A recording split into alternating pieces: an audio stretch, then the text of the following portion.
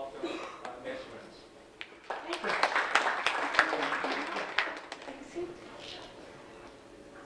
Hoping this mic is working. Good morning, everybody. Good morning.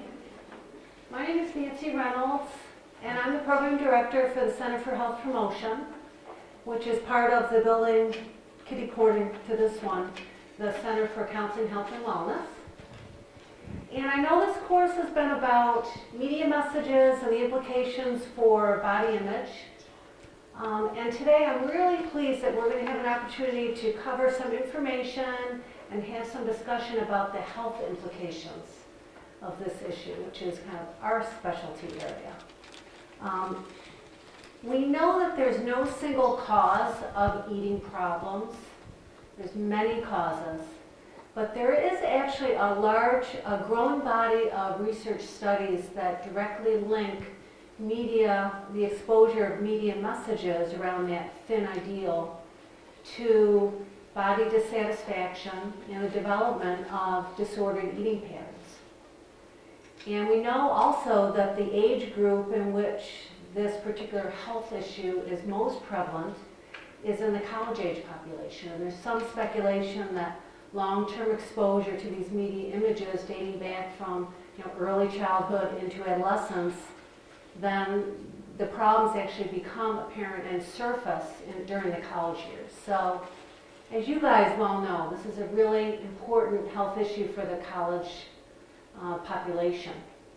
And in the field of college health, there is a very prevalent model for treating and intervening with eating problems, and we call that a multidisciplinary team approach.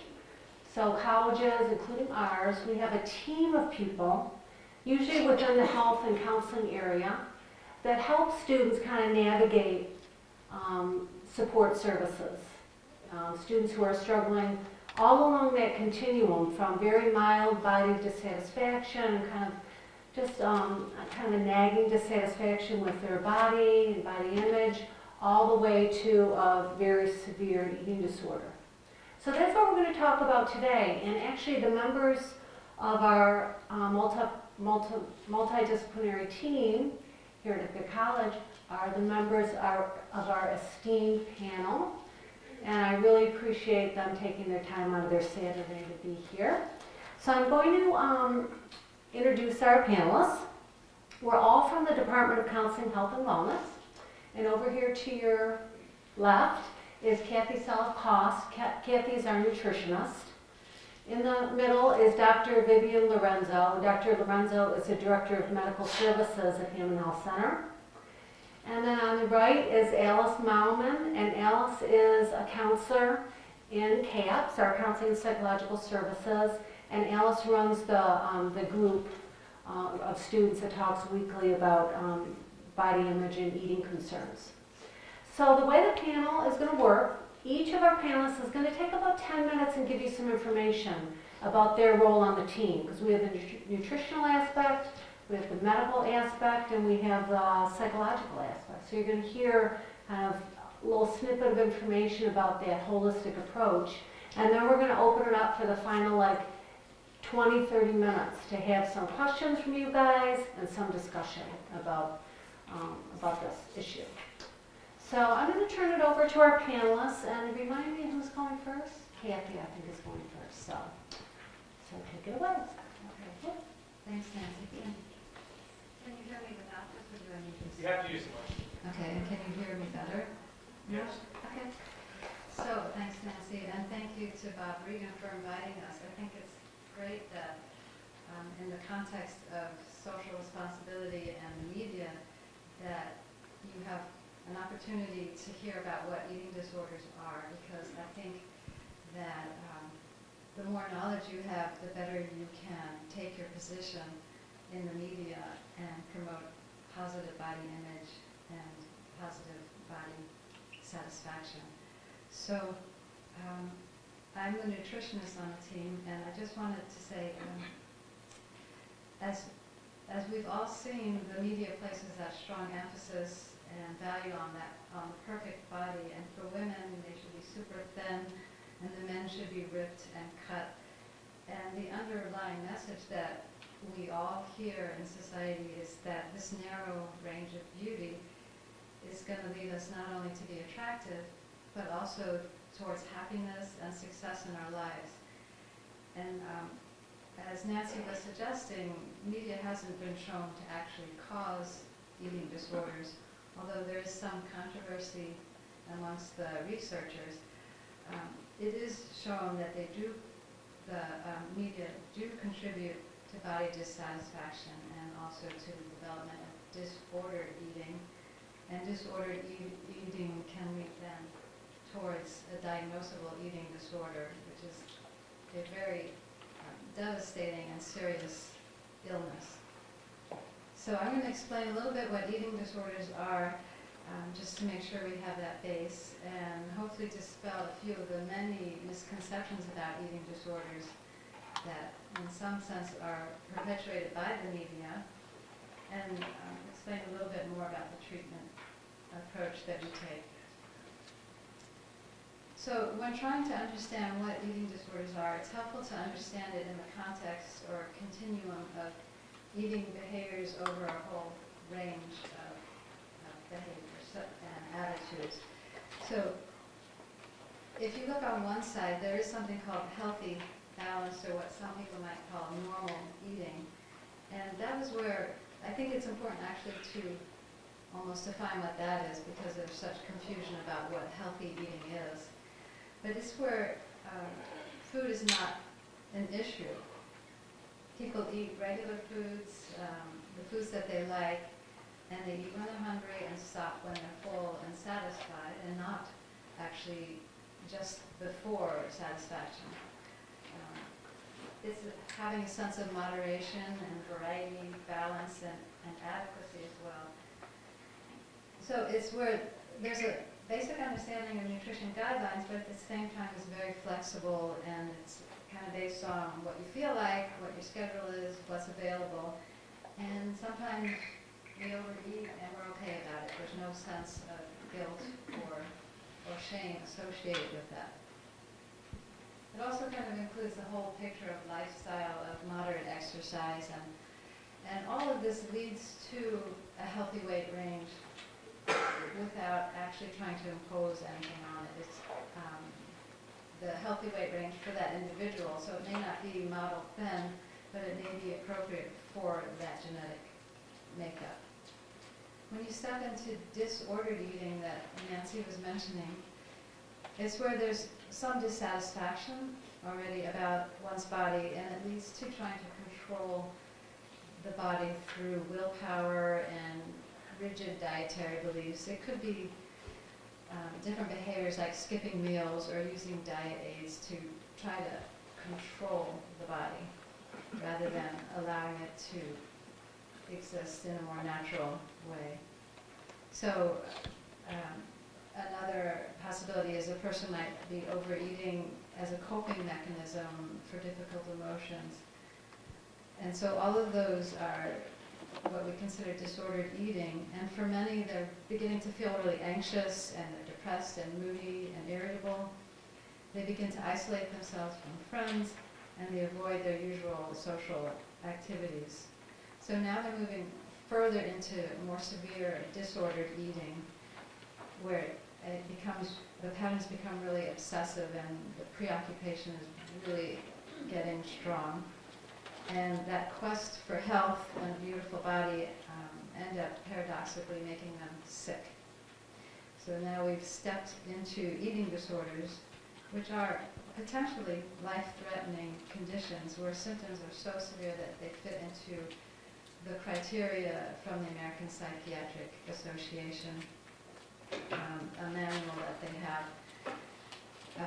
And I'll tell you a little bit what those are in a minute. But every aspect of a person's life with an eating disorder is profoundly affected. Their physical, nutritional health, their psychological health, emotional, it's all severely compromised in this condition. So eating disorders develop from a combination of a lot of factors, and each individual story is different. So there is now known that there's a strong biological and genetic component to eating disorders, and in addition, psychological, interpersonal, behavioral, and yet cultural factors too can play a part in their development. So just to be clear, eating disorders are not a lifestyle choice. It's not something someone chooses to do. It's not a phase that they're going through. And no one is immune. Anyone with a susceptibility to getting an eating disorder can develop one. And in the United States, in fact, there are up to about 24 million women and men with eating disorders. Another point to make is that people with eating disorders do not necessarily look like the emaciated images that we see on many of the magazine covers when you go at the grocery store counter. They're often in a normal weight range, or they can be overweight or obese, but you can't necessarily look at someone and say that that person has or does not have an eating disorder. So the diagnostic criteria, just to tell you more specifically and briefly about the different categories, anorexia nervosa is characterized by a severe restriction of calories, leading to a significantly low body weight, along with an intense fear of gaining weight or getting fat, and persistent behavior that keeps them at that low weight. And there's an undue influence of body weight or shape on self-evaluation. Bulimia nervosa has that same undue influence of body weight on self-evaluation, but in this case, as you may know, there are cycles of binging on large amounts of food in a short period of time, feeling really uncomfortably full afterward and a sense of loss of control. And that's followed by some kind of behavior to basically to try to prevent weight gain, such as self-induced vomiting. And they have specific criteria of how often, over how many months, to be able to be categorized as or diagnosed as having bulimia nervosa. The third category is binge eating disorder, which is similar to bulimia, but there's no compensatory behaviors that are associated with it. So I just want to say one word or two about the treatment of eating disorders and a multidisciplinary team. Because the eating disorders are so multifactorial, it really is important to address all the areas that it's affecting and then to be cohesive as a team so that the person dealing with treatment can reach a full recovery on all aspects of their lives. The nutritionist piece, it's often said that eating disorders are not about food, and that is so true in so many ways, but it is also very much about food, and it's critical for recovery to develop a healthy relationship, well, first to correct any of the malnutrition and effects of starvation that are associated with the lack of nutrition, to normalize eating patterns, and to develop a healthy relationship is like absolutely one important criterion of full recovery from an eating disorder, which is possible. So I think that's all the time I have. And I'm going to pass it to Dr. Lorenzo, who's going to talk about the medical aspects of eating disorders. Good morning. Thanks everybody for coming. I'm going to explain what my role as the physician on the treatment team is, and also about some of the medical aspects of eating disorders. So a common scenario of how a patient might come to see me at the health center, there can be a number of different ways that they arrive there, but a common way might be that they were referred from the counseling center because some concerns about eating came up, or it might be that a woman is coming to see me because she's not getting her periods anymore. I'll start by saying that all the care at the Hammond Health Center is confidential, and there's also no charge to students for our services at the health center. So when the patient comes to me, the first thing I would do is sit down with them, really take a full and comprehensive history of what's going on, and do a physical exam and possibly some lab work in order to make an accurate diagnosis. As a physician, of course, one of my roles is to make sure that we have an accurate diagnosis. So I want to identify an eating disorder if one is present. I also want to rule out any other medical problems that could present looking like an eating disorder, such as gastrointestinal illnesses or hormonal problems, or psychiatric problems such as depression can impact people's eating and weight. I will say in my experience, it is fairly rare that another medical condition is mistakenly diagnosed as an eating disorder, and much more common that an eating disorder isn't recognized early or is misdiagnosed as another medical problem. The next thing I'm going to do is evaluate the patient for the types of medical consequences that we can see from an eating disorder. So often a patient with an eating disorder is going to have a very low pulse, a low blood pressure, and a low body temperature. And this is because it's the body's reaction to undernutrition to try to kind of conserve energy and slow down metabolism. Another manifestation of this is that often in women, they'll stop having their menstrual periods. A lack of menstrual periods and some of the other hormonal changes we can see with an eating disorder can lead to thinning of the bones, which can put patients at risk for stress fractures now and also at risk for fractures in the future. So this is one of the consequences of an eating disorder that really can have long-term ramifications, because college age is when someone's kind of laying down their bone density and reaching their peak bone density. And if you're not doing this at this age, you'll never get to that same peak. So that's one of the medical things I'm looking for, and we can do bone density studies to look for that. I'll also be checking the patient's lab work and their electrolyte levels, particularly their potassium. A low potassium is more common in patients who are vomiting as part of the eating disorder. And this really is one of the most potentially life-threatening consequences of an eating disorder, because potassium is important in conduction in the heart. I'll evaluate the patient for any other symptoms they're experiencing. Common symptoms we might see would be things like abdominal pain, chest pain, dizziness, constipation, insomnia, thinning hair. Any of those kind of concerns I'm going to want to assess and address. And I'm also going to assess the patient's mental health. We know that undernutrition just in and of itself can cause mental health type symptoms such as depression, anxiety, trouble sleeping, preoccupation with food, trouble with concentration. Concerns about food and weight in a patient with an eating disorder can start to consume almost 100% of their thinking. And when this is the case, there really is someone who is suffering intensely, and it's starting to block out all other aspects of their life. Finally, I'm going to work with the patient on coming up with a treatment plan, and I really do try to work with the patient where they're at to address what their concerns are, while I'm also working with them to regain full health. So one thing I need to do is work with the patient to decide what level of care is needed.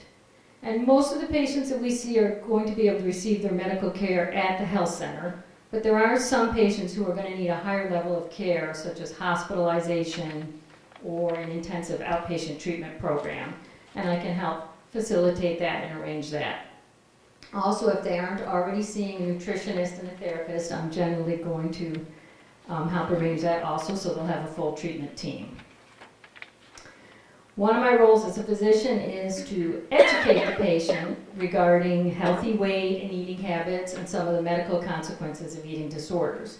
And I do think that patients can be more receptive about getting this information from a physician than they might be from their mother or their friends.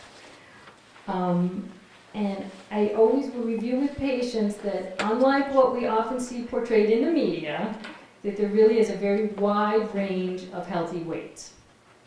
For example, I'm 5'3", and we would really consider a range of healthy weights for someone like me to be anywhere from 104 pounds to 145 pounds. So a wide range, and each person's body is unique.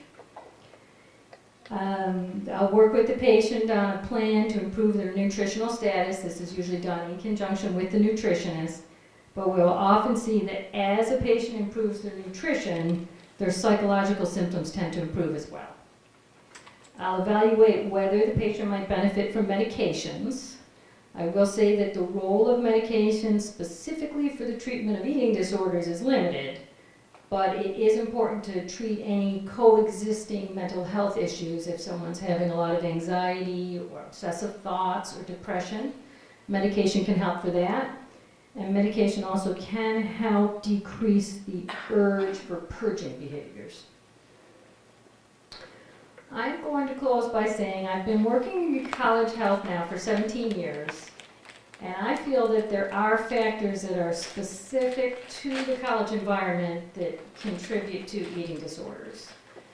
And some of these are certainly significant pressure regarding appearance and body shape and body size, and I know that's a lot of the theme of this course today, but I think between the media and social media, this really contributes to this pressure. I do feel there's a big role of social media, of this constant pressure that you're going to be photographed everywhere you are, and that's going to be posted. And I think also in college there's a new eating environment that's so different than what you had at home, and students may have anxiety about eating with other people, they may have anxiety about eating alone. There's a lack of a set schedule for eating, and students have hectic schedules, so it can be difficult to find time for meals, and people get out of a healthy pattern. There's a high access to junk food and alcohol, so it's often common when someone comes to college to gain some weight, the classic kind of freshman 15, and then that can trigger dieting, which can spin out of control. And I also think for some people, an eating disorder really is a way of coping with the stress of college, that binge eating might be used to alleviate stress, or restricting food intake can give someone a sense of control. So I think the college environment can be a high-risk environment for the onset of an eating disorder, or can be a difficult environment for someone who arrives at college already with eating issues. But that said, I also feel that at the college age, at this age, if someone learns healthy eating habits and behaviors and healthy attitudes towards their body, that really can set the foundation for long-term good health. I'm going to pass on now to Alice from CAPS. Hello, is this working? Yeah, it's working.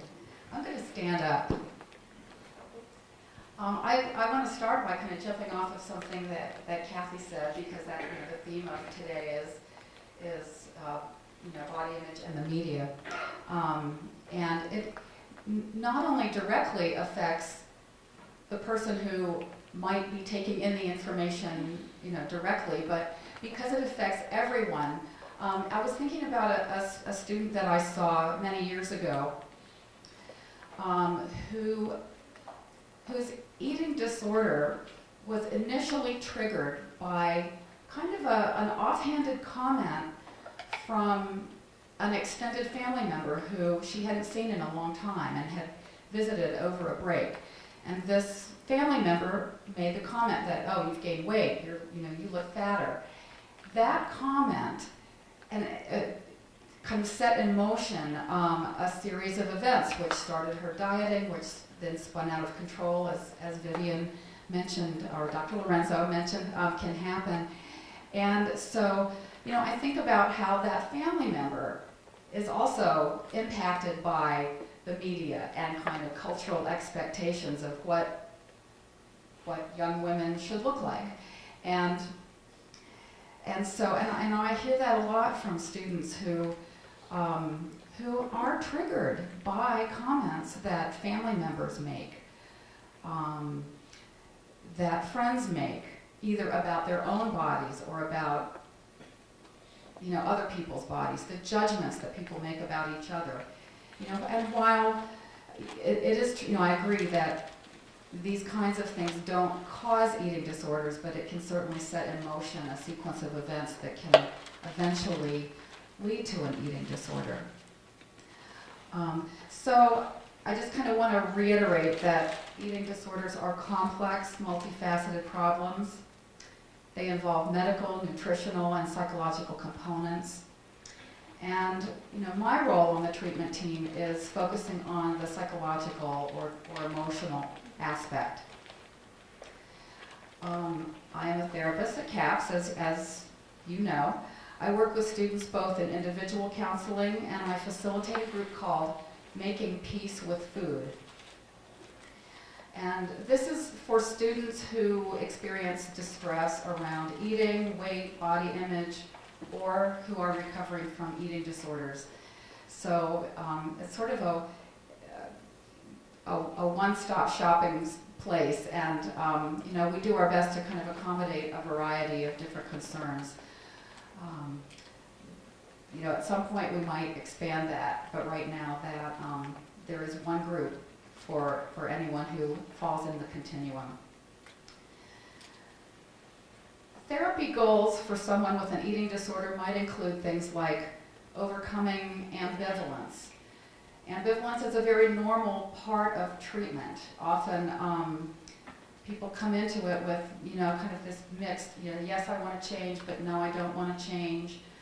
Not really sure about what they want to, what they can give up.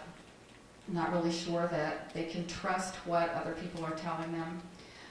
Trusting the treatment team is often the first part of the goal, building relationship and helping people really understand what's going on with them. Understanding the connection between eating problems and emotions, as someone else also mentioned already, which I call the food and feelings connection. Another goal might be addressing depression or anxiety, which is often part of an eating disorder, or goes side by side. Improving self-image and self-esteem is part of treatment that I work on. Self-image being how you see yourself, and self-esteem being how you feel about yourself. And making changes there, striving for a more positive self-image and better feelings about oneself.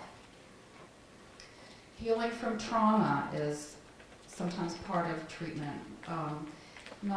Trauma isn't always present with someone with an eating disorder, but if it is, then that also needs to be addressed. Strengthening support systems is really important. Sometimes people don't have or don't feel comfortable accessing support from friends and family, and sometimes a therapist or a group can be, or the nutritionist, the physician can be the first part of support, and then developing more supports outside of that follows. Some people have a great support system in their informal support network, friends and family as well, but that's very important. So I want to focus on one particular aspect and explore it in a little bit more depth, just to give you kind of a sense for what one issue might be that we work on in treatment, which is the food and feelings connection. And often people with eating disorders we all do this to some extent, misuse food as a way to avoid painful or uncomfortable feelings. And so, hold on, I'm going to turn my page.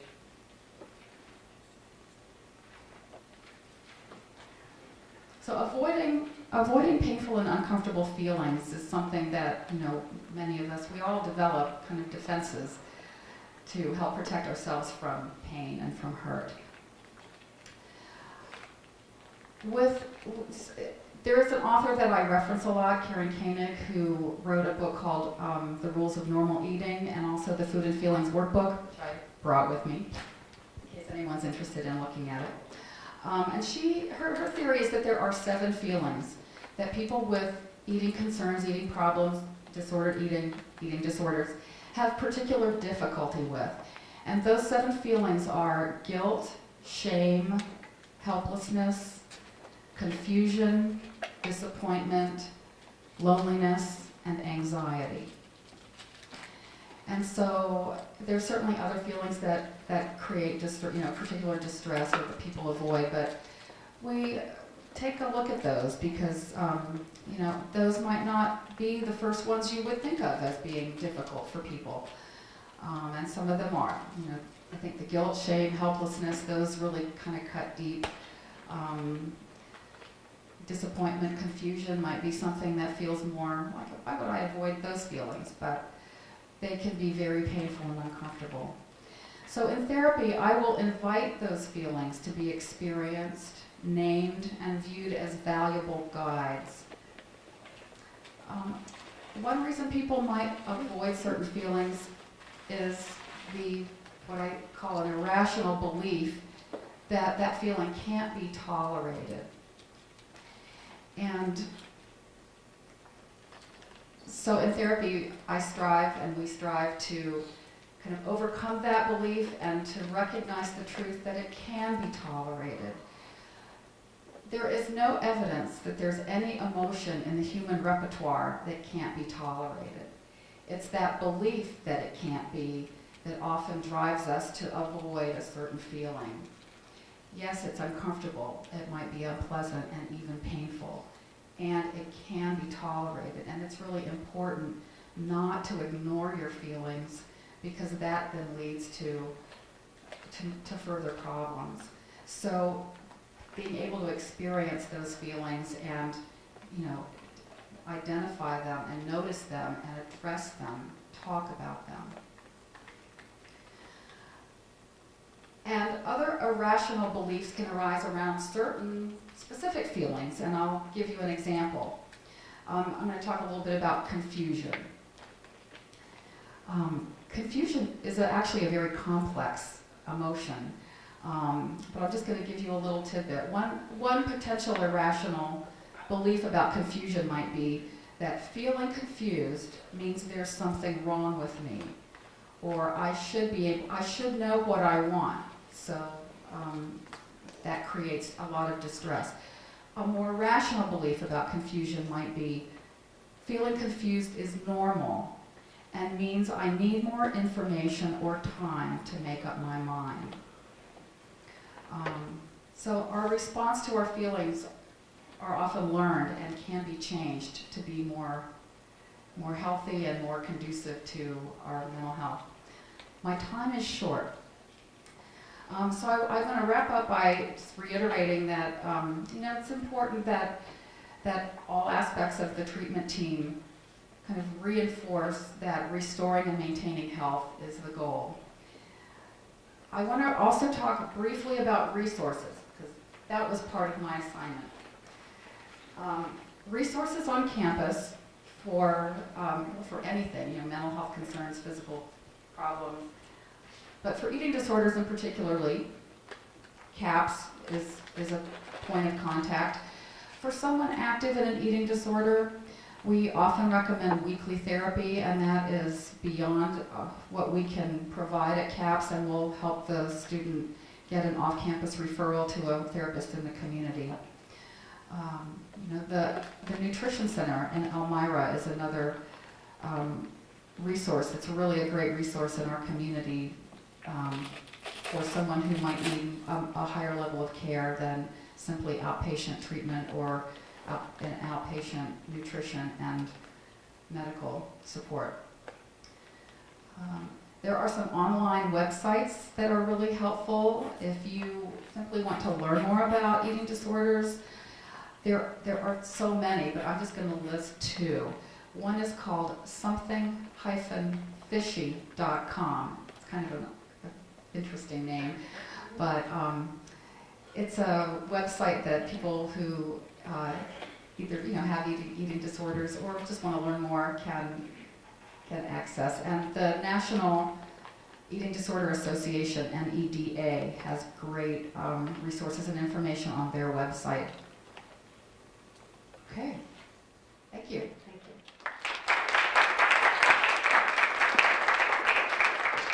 Very nice job to our panelists. And along the lines of resources too, I want to call your attention to, you're going to be getting some handouts And it has specific information about how you can access the folks here, as well as some NETA, Alice mentioned the NETA website. There's some really good written information about eating disorders and the role of media and that. So we're going to spend some time here taking your questions. I think it's become very obvious from the panelists' information that eating disorders are very complex and that there's no one experience that's the same as the next. So I'm sure that many of us know people who are experiencing these types of issues, and so I imagine there's a lot of kind of questions that have arose for you during this panel. And remember, there's no question too simple or too complex. We'll just deal with them as they come. So there's no stupid questions. I hope you feel free to just ask a question about something you're curious about in terms of the information or a concern that you have about a family member maybe, or a friend, or yourself. So I just want to kind of open it up here for questions and comments.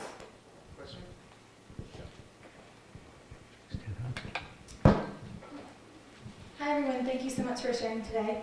I was wondering if you could please explain binge eating disorder. It's something that I know you didn't have as much time to explain, but I found in the media or just in people commonly talking about eating disorders, it's not necessarily explained as often. Right?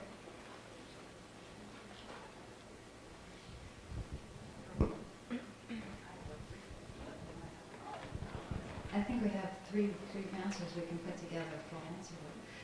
But binge eating disorder, in fact, recently was added into the classifications for eating disorders. So before it was kind of to learn more about, and now it's become its own diagnosis. And in binge eating disorder, there is, well, in criteria-wise, an average of one episode per week for a period of 3 months is how they define it. And it's the concept of binging on a large amount of food in a discrete period of time, like for example, within 2 hours, and eating really fast usually, and a sense of not being able to control that eating. So it's not the same thing as overeating. It's something different. At the end, the person's feeling very physically uncomfortable, and there's not that compensatory behavior. What I meant by that was there's no trying to self-induce vomiting or reflexes or anything. They manage it, but they're feeling usually a sense of shame, guilt, and embarrassment. So it's not something they do in front of people. So that's the basics of binge eating disorder. Is there something more that I can try to answer? That's enough? You want to add anything? That's what I was going to say. Great. Other questions? Hello, I'm Erica. I was just curious because there's been a lot of talk lately on social media, the hashtag #GetCapsReady. People are really concerned that CAPS doesn't have enough resources or enough people, and I was just curious about y'all's thoughts on that. Good question. Well, I guess I would be the best one to talk about that. A couple thoughts come to mind. First, what I said about not having the resources to see people weekly, that really has been the case for a long time. That is, I would say that's separate from what's currently happening, and that's really not so different from most college campuses. Over the last, I don't really know how many years, but it's been a trend, which has been over the course of many years, that mental health needs of college students have increased, requests for services have increased beyond the capacity for counseling centers in many areas to respond in the way that they would like to. The other thing, it has become increasingly challenging for our existing CAPS staff to respond to the many requests that we get for students seeking services. And what I always tell students is, yes, we're busy. Yes, there is a very real problem with resources. And, I never want that, and we never want that to deter any student from seeking help if they need it. There is always access. Whether it's, if a scheduled individual appointment is not available within a timely way, we have access same day, what we call same day crisis hours every day, Monday through Friday, between 3 and 4:30. I mean, we're open till 5, but we encourage students to come by 4:30 so that they have time to see someone. And we really don't want students to go without the help that they need. So yes, we are certainly advocating for more resources because we care about students getting what they need. I hope that helps. We also appreciate that student voice. So the student advocacy often gets some attention, so we really appreciate that from you guys. Other questions? Yes. Hi, you mentioned that a trauma can trigger an eating disorder. What kind of traumas did you mean? And I actually have a second question too. I have a friend back home who doesn't go to school or anything and doesn't have the money to afford any type of therapy for her problems. And I was wondering if you had any recommendations about how to go about seeking that help when you don't have the financial access or the free services that come with a school. So the first question about trauma, it can really be so many things. The things that come to mind are, it's some type of abuse in childhood or at any time, physical, emotional, sexual abuse, sexual assault, being in a car accident, a loss, a significant loss. I am thinking right now of some students that I've worked with where they have experienced, athletes who experience an injury and can no longer perform athletically. That can be a significant loss and change for them on a number of levels, and I have seen that kind of be one of those contributing factors that kind of triggers a sequence that turns into an eating disorder. You kind of nodded. Did you not? Somebody nodded about that. You've seen that, yeah. Can you all think of any others that might, any other examples of trauma that might contribute? And trauma, there are degrees of trauma as well. Not everything is experienced as intensely. Even the example that I shared earlier, what might seem like an offhanded comment about, a judgment about someone's body can be experienced. Maybe trauma would be too strong a word for that, but as a significant distress. And there was a question about access to care. Yes, access if you don't have insurance or financial resources. My best suggestion would be the community mental health clinic in local to that person. In Ithaca we have 2 agencies that will see people without respect to whether they can pay or not. There's a sliding fee scale, which is Tompkins County Mental Health Center and Family and Children's Services. Every community in the United States has a community mental health clinic whose mission it is to see people regardless of ability to pay. So that's the place I would recommend.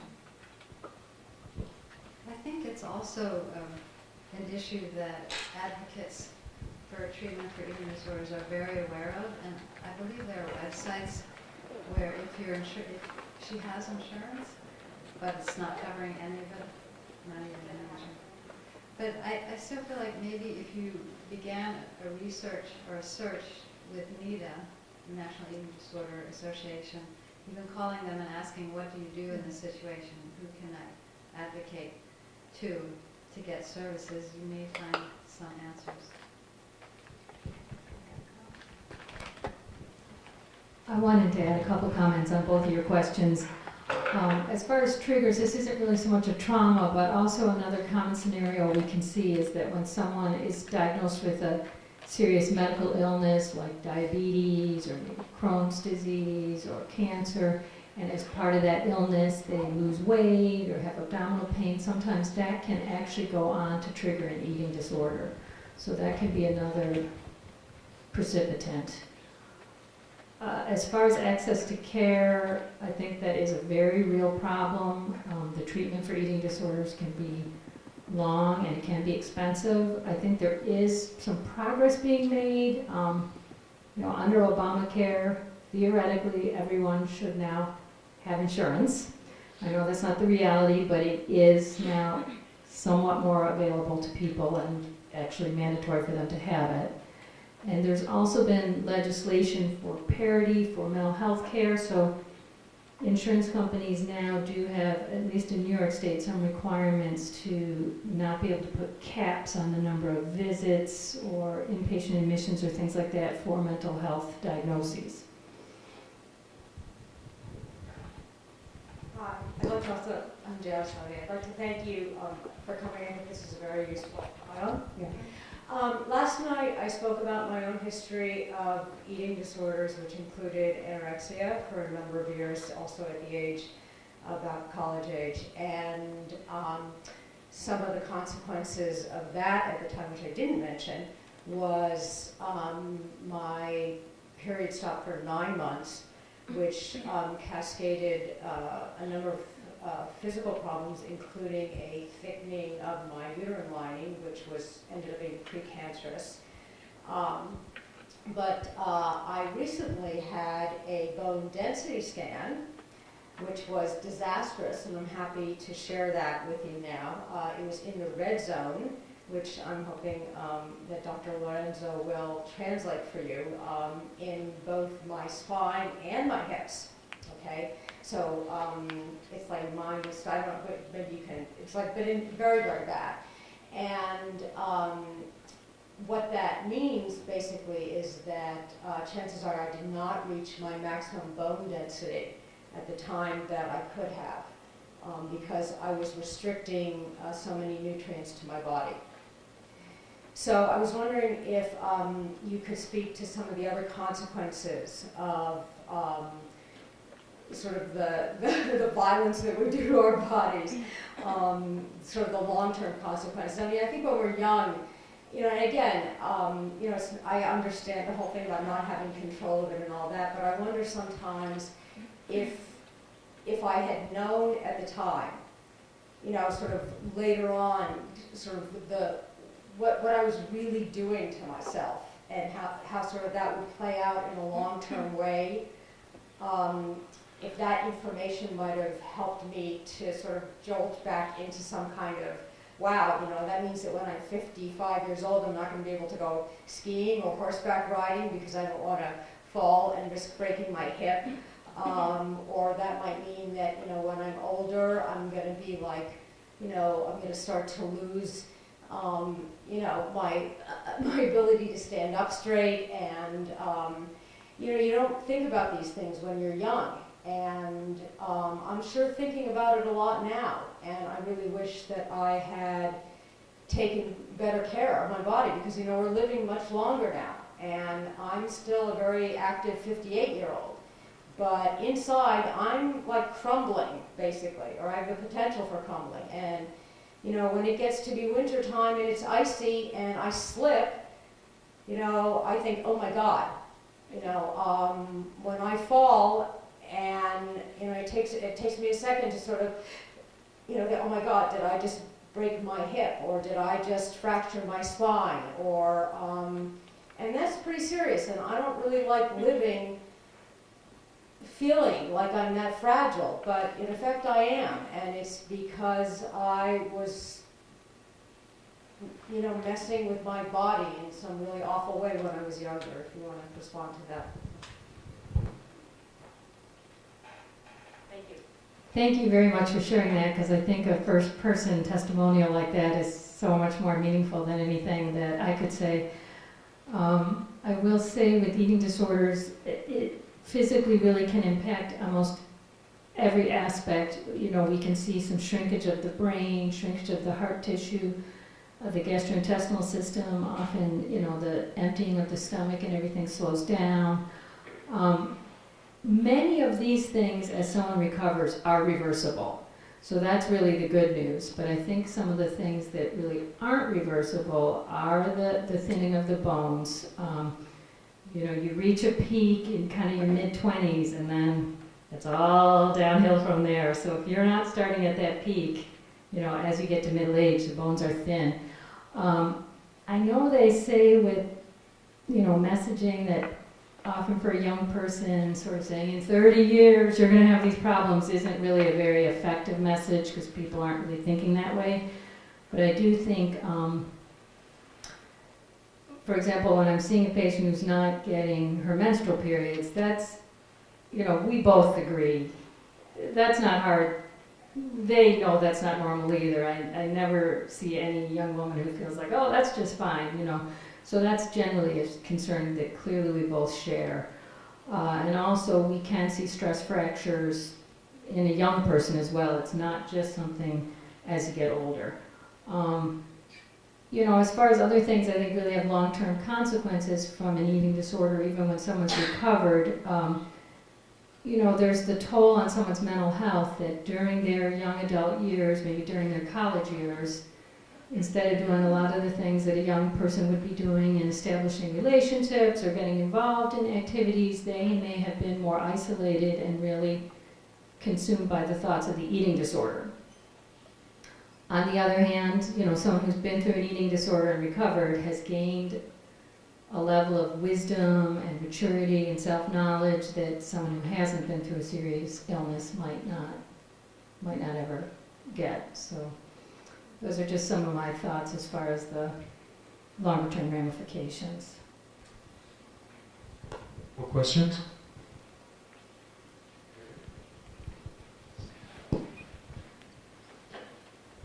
Hi.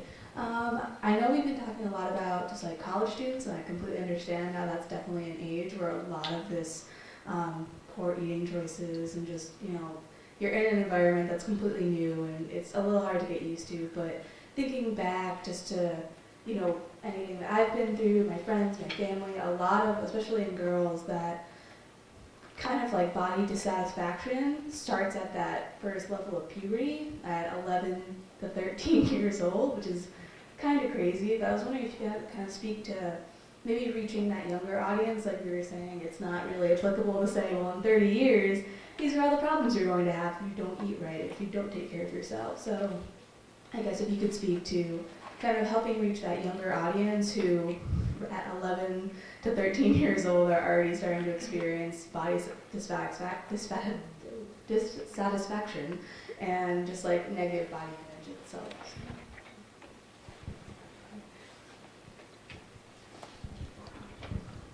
I think you're so right that this issue should be started being addressed at a much younger audience, at children. In fact, the eating disorder diagnoses have stretched across a continuum of age. 6, 7-year-old children are being diagnosed with eating disorders up through the 50s and 60s, so it's not just, you know, this college age adolescent.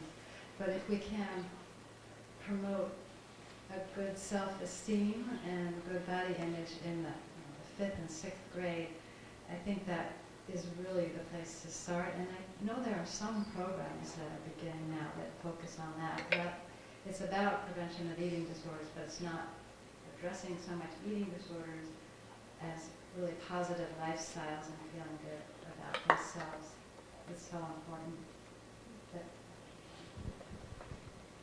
I just wanted to add, there is, particularly for anorexia, there is kind of 2 peak ages for the incidence, and one is age 14 and then age 18. So we've kind of been talking about the age 18 and those factors.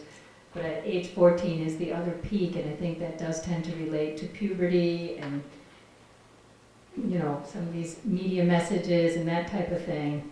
The younger onset patients actually tend to have a better prognosis. They have a better chance for recovery. But I guess I'm looking at all of you out there who are going to be our future media people. There's only so much we can do in a medical office, and in some ways, some of the things that you might do in the media could really have a much bigger influence.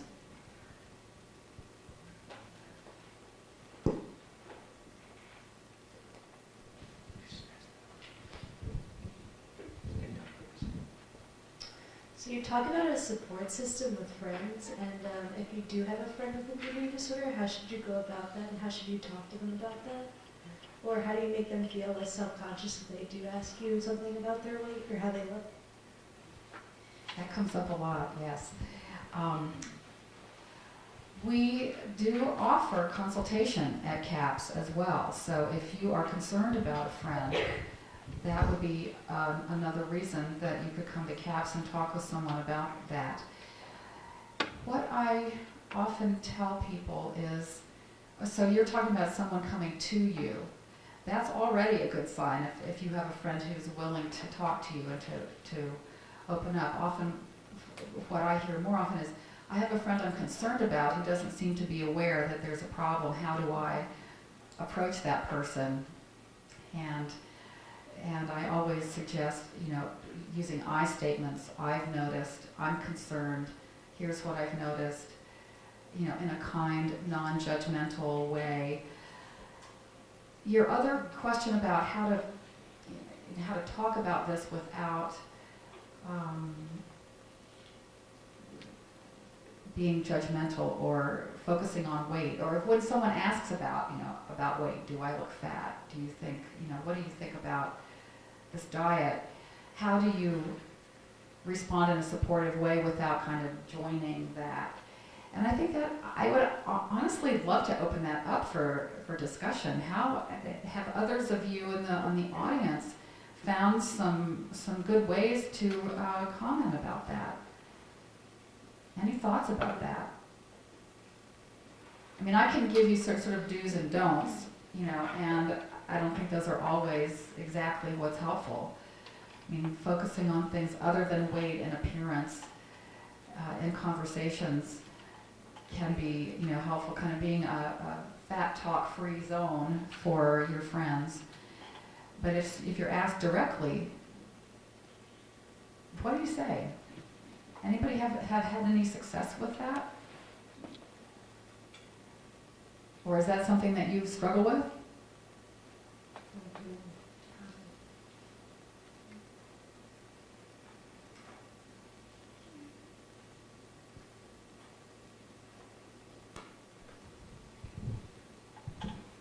I guess instead of giving them or if they ask how do I look at this, instead of giving them a feedback back, you could say, how do you feel in it? How do you feel about yourself and that outfit? Okay. Or instead of giving what you think would be what they want to hear. I think it's always good to focus instead on the clothes.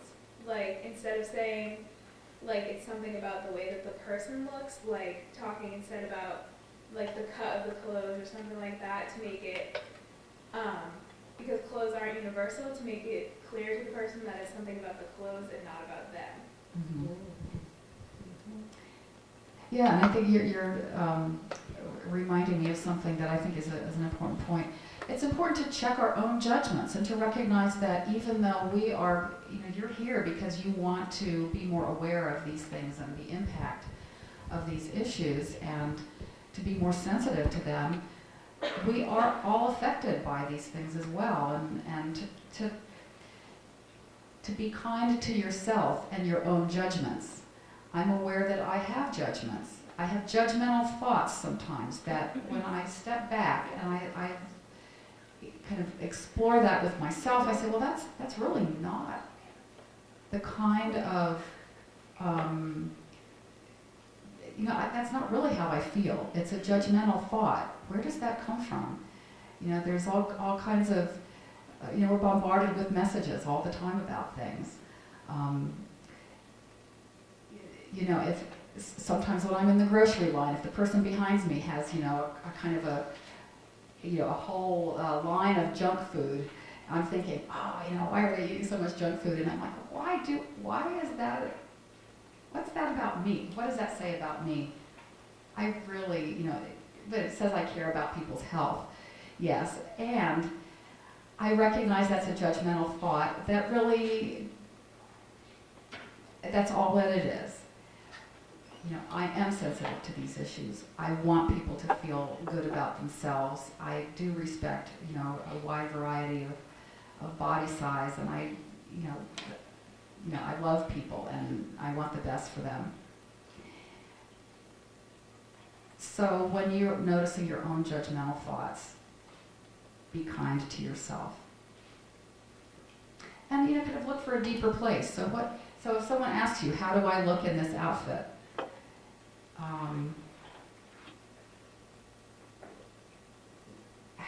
What do I want this person to know how I feel about them?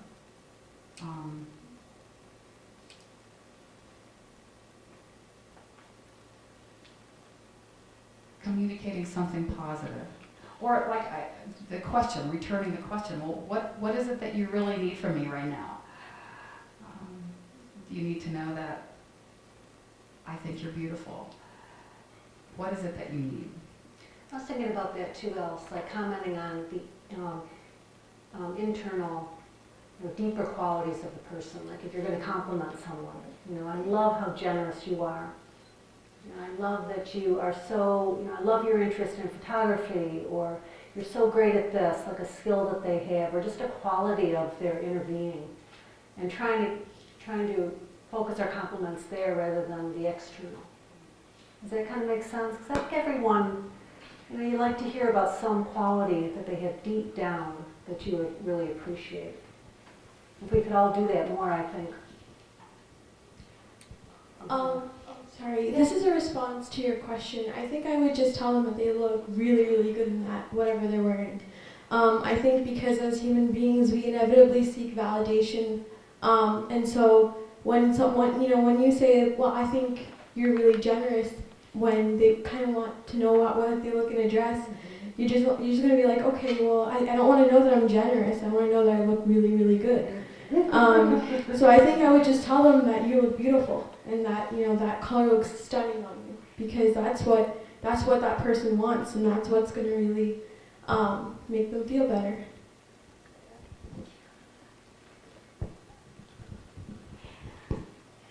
What happened to honesty? Yeah. Just want to throw that out there. I'm the one who stirs the pot. Like that.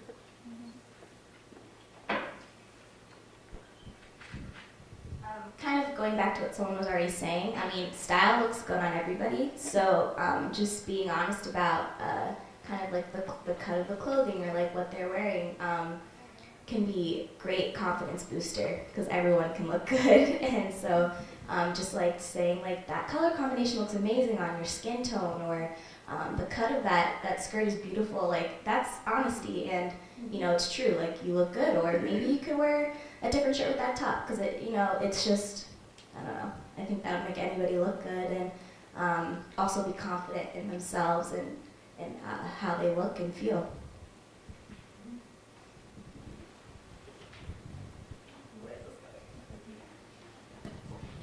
I just want to play devil's advocate real quick. If something doesn't look good on me, I would want my friend to tell me, because I mean, some shirts are made for some body types, some aren't.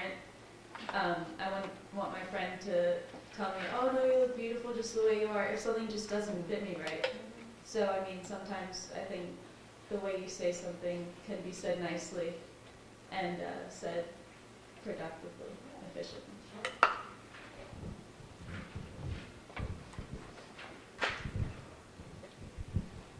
I think that like someone has to like really be honest like with their friend, because the reality is if there's like pictures or something and then you look at them the next day and you're like, oh, like I don't like the way I looked, or I didn't feel happy when I was out, like or like not confident or something, and then you're thinking, oh, your friend told you looked really good, and you're like, oh, well, maybe that's the best I ever can look or something. And even if they were just kind of saying that so you can just go out and feel fine, even if you like really shouldn't be wearing something or should like put on a sweater or something.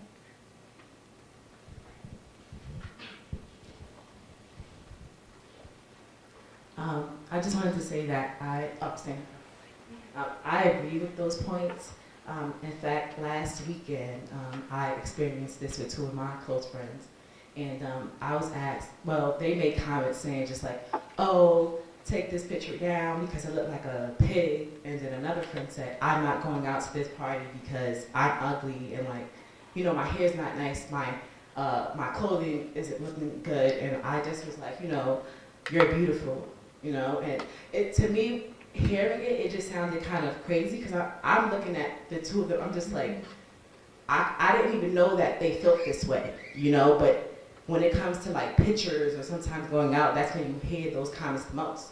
And you know, it's like, what do you do when you're in those situations? So the best thing to do is, you know, be honest and encourage them to, okay, well, let's look in your closet. What's your favorite outfit to put on? Like, what makeup or whatever do you like? Like, what do, as a friend, you think, like, that's how I think at least, like, what do I need to do to convince them to come out? Like, that's the goal, right? So, yeah, that's just my opinion on it. And, yeah, I think in terms of, like, the media, like, I'm glad that we're here because, like, it's up to us to make that change. And the media definitely plays a role in social aspects of life and determining, like, what people think is beautiful or how they feel about themselves. So. That reminds me of another point that photographs, a photograph is a static image. We are not static, we are dynamic. And so, you know, any photograph is never going to be a perfectly accurate representation of that person. Even what you see when you look in the mirror is not a completely accurate representation of how you look. Mirrors have different qualities. A mirror can never be a perfect reflection of the thing that is being reflected. And so to be aware of that, and you know, and that's where I think that, you know, Nancy's point about being able to appreciate that you are a dynamic person with lots of good qualities, that static image of a photo or something in your appearance is not the whole story, is a very minimal part of the story. What's your, yes? I have a friend, and I've experienced this like for the past few weekends. She must ask me like 10 times a night if she looks fat. And she's usually wearing a crop top, which is like, or like a little bra thing, and her entire stomach is out. And I get really frustrated because obviously if she actually thought that she looked fat, she wouldn't be wearing that. I mean, personally, if I think I look fat, I'm probably gonna wear like a larger shirt or like something to cover my body more. And that's my personal opinion, and I know my relationship with her. So I'm a very honest person and I'm a very forward person. So as her best friend, I say, if you thought you looked fat, I don't think you would be wearing that, because I know that sometimes when she says like, oh, I like feel so bad in my skin right now, she like puts on a sweatshirt. So instead of like putting a Band-Aid on the problem and just reassuring what she wants to hear, I think that she now realizes when I say that, she's like, oh, maybe I don't think I look fat, maybe I just wanted to hear that, like she just needs to hear it like 10 times a night, which is then getting other people frustrated. Because when you ask someone, like, oh, do I look fat? Oh, do I look fat? Oh, my hair, my stomach, my legs, like every 3 seconds, it gets people frustrated. So I think like honesty is a good thing, because instead of just like putting a Band-Aid on it and just saying, oh, you look good, even if you don't think they do, I think like the real problem can be solved like along the way if you actually tell them how you feel.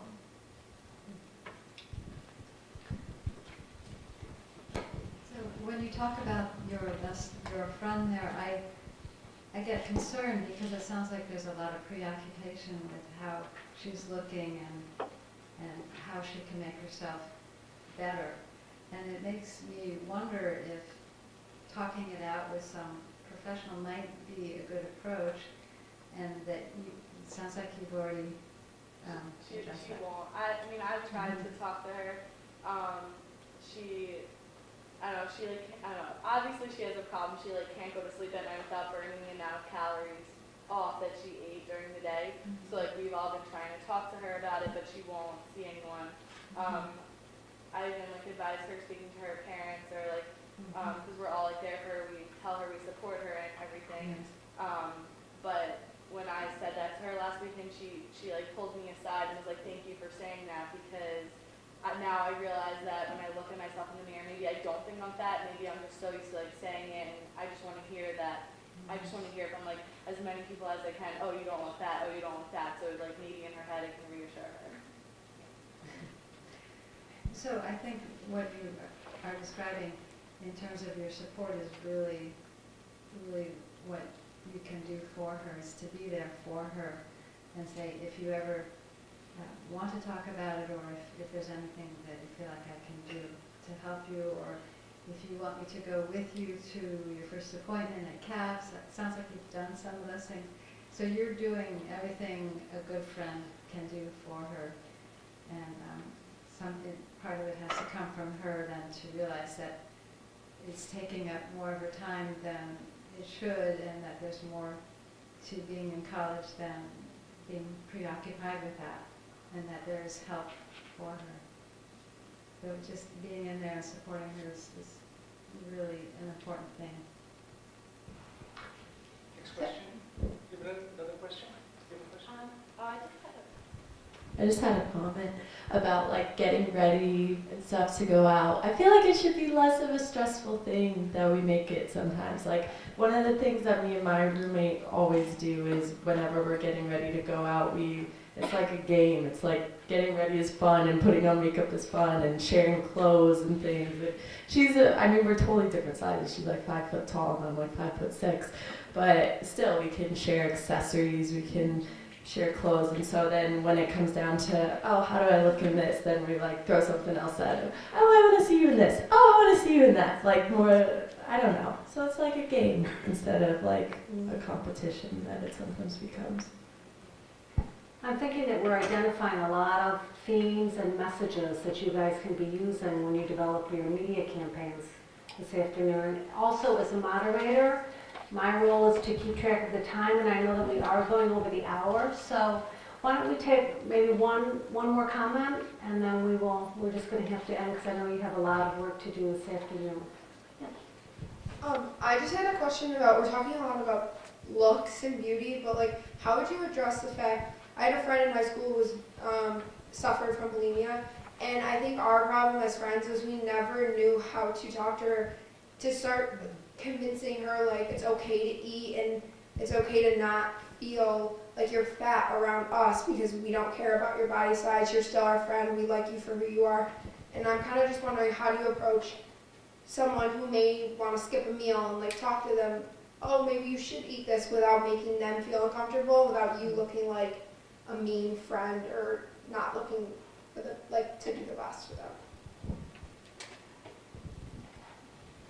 Since you're referencing high school, if this were a high school audience and that question came up, I would suggest that the person talk to a trusted adult, and not to hold that information. That's a lot to hold, to be concerned about someone else's health and well-being, because you are all adults.